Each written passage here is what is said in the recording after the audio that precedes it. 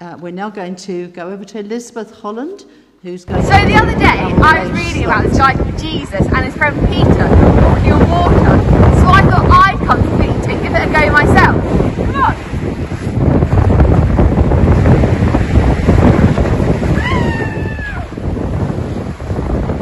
I wonder why I couldn't do it and Jesus could. Come on, let's have a look at the story. The disciples were in trouble far away from land, for a strong wind had risen, and they were fighting heavy waves.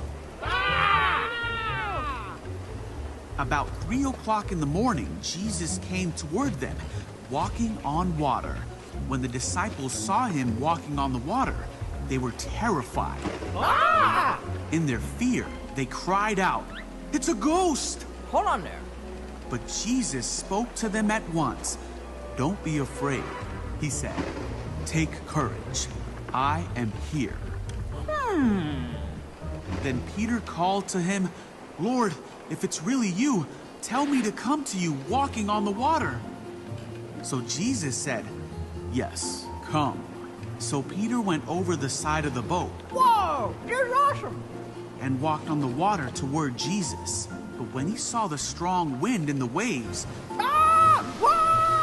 he was terrified and began to sink. Peter, help me! "Save me, Lord!" he shouted. Jesus immediately reached out and grabbed him. Jesus said, "You have so little faith. Why did you doubt me?" When they climbed back into the boat, the wind stopped. Then the disciples worshipped him and said, "You really are the Son of God." What I find interesting about this passage is that throughout the whole of the storm, Jesus is always walking on water. But Peter began to sink. In verse 30, we read that the reason why Peter began to sink is because he took his attention off of Jesus and onto a distraction. In his case, the distraction was the wind. This also caused him to become afraid. You see, Jesus is known as the Prince of Peace. So if we take our attention off of him, we can't receive the supernatural peace. Although Peter was always in the midst of a storm, he only became afraid once he took his eyes off of Jesus. When he had his focus on Jesus, he was thriving. He was walking on water, he was absolutely fine.